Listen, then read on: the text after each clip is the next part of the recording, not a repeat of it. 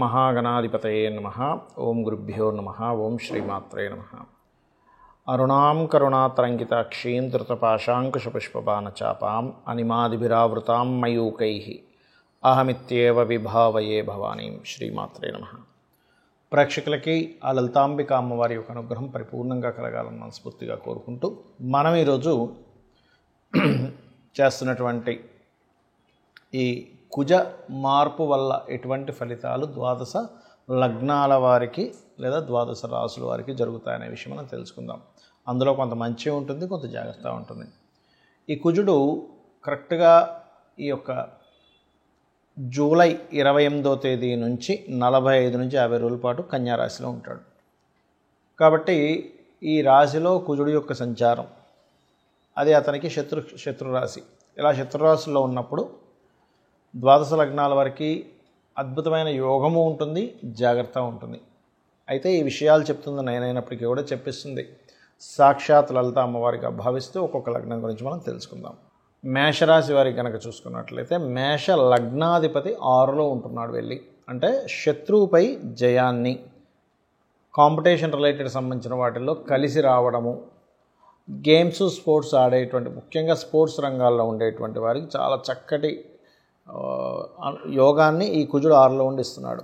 అదేవిధంగా మరొక విషయం ఏంటంటే ఎవరైతే విదేశాలకి వెళ్ళాలి, అదేవిధంగా బిజినెస్లో కొంచెం ఇంపోర్ట్ ఎక్స్పోర్ట్ రిలేటెడ్ సంబంధించిన విషయాల్లో రాణించాలి అని ఆలోచించేటువంటి వారికి ఈ 6వ స్థానంలో కుజుడు ఇప్పుడు ప్రస్తుతం 5లో ఉన్నాడు ఇంతకుముందు వరకు.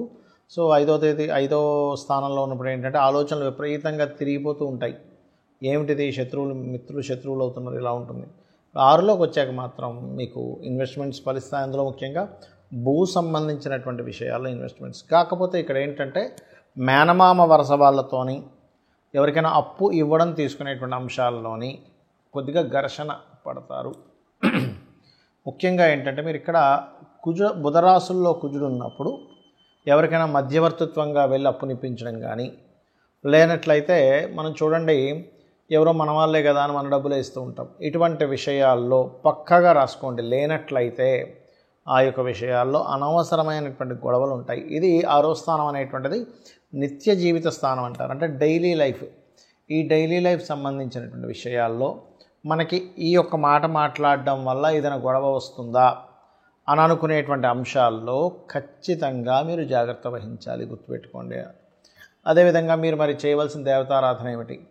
పంచమాధిపతి మీకు రవయ్యాడు కాబట్టి సూర్య నమస్కారాలు ఎంత మీరు చేస్తూ ఉంటే అంత బాగుంటుంది, సూర్య నమస్కారాలు. అలాగే మరొక విషయం ఏంటంటే సూర్య నమస్కారాలతో పాటు సూర్యుడిని చూస్తూ గణపతి యొక్క ఆరాధన కూడా చేయండి. ఈ రెండు చేసినట్లయితే అన్ని విధాలా మీకు బాగుంటుంది. మరియు వీలైనంత మట్టుకు కందులు దానంగా ఇవ్వండి, కుజగ్రహం దగ్గర దీపారాధన చేయండి, అన్ని విధాలా బాగుంటుంది. అయితే మరి ఈ కుజుడు కన్యారాశిలో సంచరించేటప్పుడు ఎటువంటి ఫలితాలు ఉంటాయి? ముఖ్యంగా ఇది సైన్యము పైన ఉంటుంది, బాగా గుర్తుపెట్టుకోండి. అంటే మన ఆర్మీ ఏదైతే ఉంటుందో, నేవీ ఏదైతే ఉంటుందో, అదేవిధంగా ఎయిర్ ఫోర్స్ డిపార్ట్మెంట్ ఏదైతే ఉంటుందో వారి విషయంలో, లేదా సెక్యూరిటీ రిలేటెడ్ డిపార్ట్మెంట్ రిలేటెడ్ అటువంటి వారికి కాస్త ఛాలెంజింగ్గా ఉండేటువంటివి, సడన్గా వాళ్ళ మీద ఏదైనా అటాక్స్ జరగడము, లేనట్లయితే వాళ్ళు బాగా తిరుగుబాటు చేయడము, అంటే ఆర్మీ పోలీసు ఏదైనా ఈ వెపన్స్ పట్టుకొని అటాక్ చేసేటువంటి వారివి ఇలాంటి సంఘటనలు ఎక్కువగా ఉంటాయి మన యొక్క ఈ కుజుడు కన్యారాశిలో సంచరిస్తుండడం వల్ల. అలాగే భూములకు సంబంధించిన విషయంలో ల్యాండ్స్ చూసుకున్నట్లయితే భూముల యొక్క ధరలు పెరగడం ప్రారంభమవుతాయి కుజుడు కన్యారాశిలో ఉన్నప్పుడు. అయితే ఇక్కడ భూ సంబంధించిన విషయంలో కొన్ని వివాదాలు కూడా ఏర్పడతాయి. అందులో ముఖ్యంగా రాజకీయ నాయకుల యొక్క ఇన్వాల్వ్మెంట్ వల్ల కావచ్చు, లేనట్లయితే గతంలో ఏదైనా గవర్నమెంట్ ఇది అలాట్ చేసేసింది మళ్ళీ తీసుకుంటున్నారు ఏంటనేటువంటిది గవర్నమెంట్కి ప్రజలకి భూ సంబంధించినటువంటి విషయంలో. ఎందుకంటే ఇక్కడ కన్యారాశి కానివ్వండి, వృషభ రాశి కానివ్వండి, మకర రాశి కానివ్వండి భూతత్వ రాశులు అంటారు. అందులో ఆ భూతత్వ రాశుల్లో ముఖ్యంగా రవికి కన్యారాశి మంచిదే, అందులో ఎటువంటి సందేహం లేదు. కాకపోతే ఎప్పుడైతే కుజుడితో కలుస్తాడో రవి, ఎందుకంటే మనకి ఇక్కడ ఎండింగ్లో కలుస్తాడండి, స్టార్టింగ్లో ఏం కలవడు. ఎందుకంటే మనకి జూలై 28వ తేదీ ఈయన కన్యారాశిలోకి వస్తే ఆయన వచ్చేసరికి ఆగస్ట్ ఆల్మోస్ట్ సెప్టెంబర్ ఆ టైంలో వస్తాడు. సెప్టెంబర్ 17, 16, 17 ఆ టైంలో రావడం జరుగుతుంది. కాబట్టి ఏంటంటే ఈ సమయంలో సెప్టెంబర్ ఆఖరి సమయంలో మాత్రం కాస్త ఈ గవర్నమెంట్ ఈ భూములకు సంబంధించిన విషయంలో కొన్ని ఘర్షణ యోగాలు ఇవ్వనున్నాడు అక్కడ.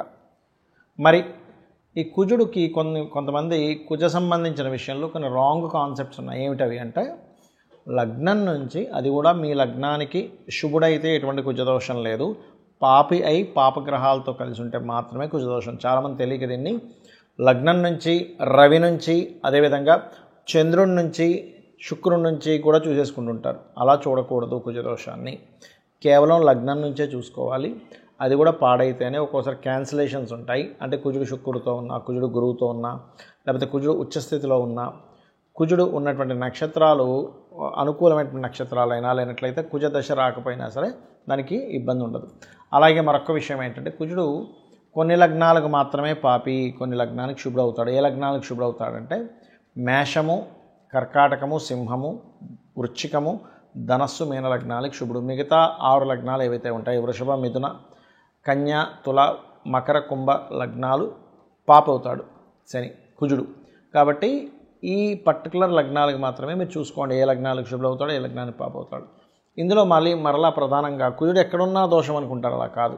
లగ్నంలో ఉన్నాడు, మంచివాడైతే మంచి స్ట్రాంగ్ బాడీ ఇస్తాడు, చెడ్డవాడైతే రక్తహీనత. 2వ స్థానంలో ఉన్నాడు కుజుడు. మంచివాడు అనుకోండి, మీ లగ్నానికి శుభుడు బాగున్నాడు అనుకోండి, భూమి మూలంగా ధనయోగాన్ని ఇస్తాడు. బాగోపోతే భూమి మూలంగానే ధనహీనత, కుటుంబ సభ్యుల్లో గొడవలు ఇస్తూ ఉంటాడు.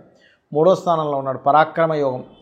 బాగుంటే, బాగోపోతే మీరు ఏం మాట్లాడినా గొడవలు అవుతూ ఉంటాయి. 4వ స్థానంలో బాగుంటే భూములు అద్భుతంగా సంపాదిస్తారు, కానీ బాగోపోతే భూములు పోగొట్టుకోవడం జరుగుతూ ఉంటుంది, భూములు ఎవరైనా కబ్జా చేయడం జరుగుతుంటుంది. అంటే ఇక్కడ ఏంటి, కుజుడు బాగున్నాడా బాగోలేడా, పాపి శుభుడు ఒక ఎత్తు అయితే బాగున్నాడా బాగోలేడా అనేటువంటి దాన్ని చూసుకోవాలి. పంచమంలో ఉంటే సంతానం వల్లే వీళ్ళకి భూములు రావడం, సంతానం చాలా స్ట్రాంగ్గా ఉండడం జరుగుతుంది. అదే పంచమం పాడైతే అబాషన్స్, మిస్క్యారేజ్ జరుగుతూ ఉంటాయి. 6లో ఉంటే శత్రువుపై జయం ఉంటుంది. అదే 6లో ఉండి పాడైతే మాత్రం శత్రువులు ఎక్కువ అవుతూ ఉంటారు. 7వ స్థానంలో ఉంటే మాత్రమే వివాహ సంబంధించిన విషయం మీద, జీవిత భాగస్వామి యొక్క ప్రవర్తన మీద కోపంగా ఉండడం, ఇట్లాంటివి జరుగుతూ ఉంటాయి. బాగుంటే మరలా వాళ్ళు వచ్చినప్పటి నుంచి వీళ్ళ భూములు కూడా పెరుగుతాయి. అష్టమంలో కనుక కుజుంటే అది పాడైతే యాక్సిడెంట్స్, పాడవకపోతే తాతగారు ఆస్తి రావడం జరుగుతుంది. 9వ స్థానంలో కనుక మీకు కుజుడు ఉన్నట్లయితే, ఇక్కడ 9వ స్థానం అనేటువంటి తండ్రి స్థానం కాబట్టి ఏదైనా అంటే తండ్రి ద్వారా బాగుంటే తండ్రి ద్వారా ధనము, తండ్రి యొక్క శక్తి మీరు పొందుతారు. అంటే తండ్రే మీకు సపోర్ట్ అవుతారు. లేనట్లయితే తండ్రితో గొడవలు ఉంటాయి. అదేవిధంగా లక్ష్మీ నరసింహస్వామి ఆరాధన ఇలాంటివి చేయడం వల్ల కూడా బాగుంటుంది 9లో కుజుడు ఉన్నప్పుడు. 10వ స్థానంలో కుజుంటే లీడర్ అవుతారు బాగుంటే కనుక. బాగోపోతే కనుక అదే కంపెనీలో, అదే జాబ్లో వాళ్ళకి ఇబ్బందులు వస్తూ ఉంటాయి.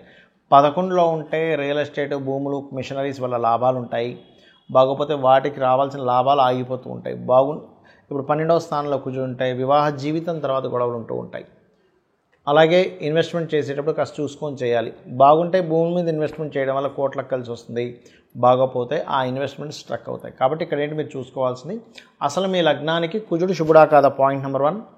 శుభుడైతే బాగున్నాడా లేదా, పాయింట్ నెంబర్ 2. పాప అయితే ఎలా ఉన్నాడు, ఇవి చూసుకుంటూ కుజదోషం పోవాలి మీకు అంటే కనుక ఆంజనేయ స్వామి ఆరాధన, సుబ్రహ్మణ్యేశ్వర స్వామి ఆరాధన, కుజగ్రహానికి జపం చేయడము, గోవు క్యారెట్స్ కానీ బీట్రూట్స్ కానీ తినిపించడము, కుజగ్రహంతో పాటు శని రాహు గ్రహాల దగ్గర కూడా దీపారాధన చేసినట్లయితే అన్ని విధాలా మీకు బాగుంటుంది.